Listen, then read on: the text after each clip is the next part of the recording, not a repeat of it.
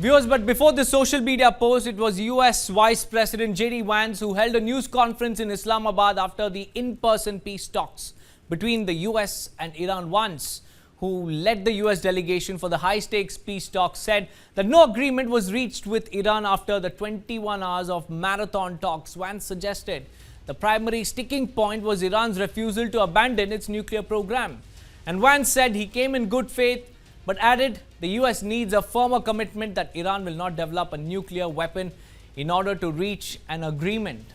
Vance also said that Iranian negotiators refused to accept US terms for a deal, which he insisted had been quite flexible.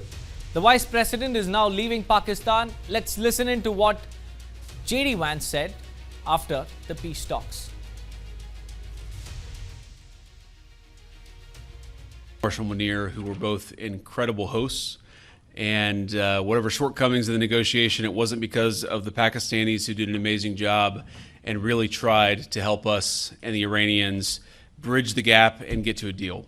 We have been at it now for 21 hours, and we've had a number of substantive discussions with the Iranians. That's the good news. The bad news is that we have not reached an agreement. And I think that's bad news for Iran much more than it's bad news for the United States of America. So we go back to the United States having not come to an agreement. We've made very clear what our red lines are, what things we're willing to accommodate them on, and what things we're not willing to accommodate them on. And we've made that as clear as we possibly could. And they have chosen not to accept our terms.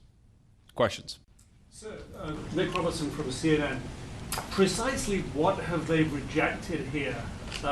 Can you help us understand it a little bit? Well, I won't go into all the details because I don't want to negotiate in public after we've negotiated for 21 hours in private.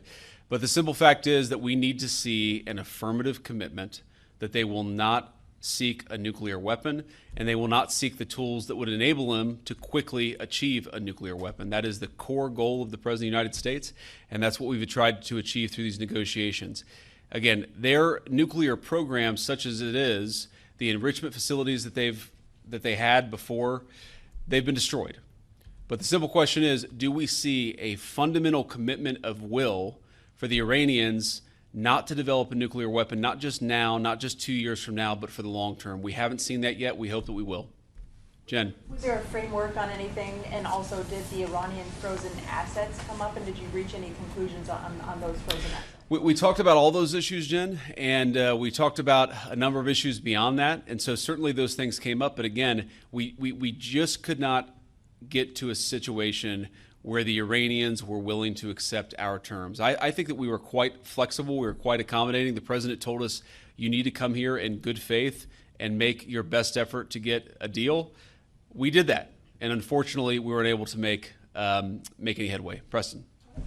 Mr. Vice President, how often did you communicate with President Trump throughout the negotiations? There were reports that there were multiple rounds where there were breaks in between negotiations. How often did you communicate with the president throughout those rounds, and what was he saying as you were going through these negotiations that you said fell short? Yeah, obviously we were talking to the president consistently. I don't know how many times we talked to him, a half dozen times, a dozen times over the past 21 hours.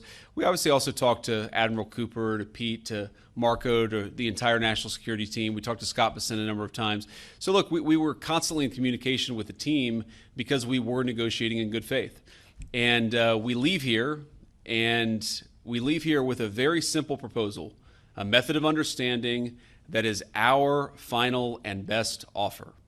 We'll see if the Iranians accept it. Thank you.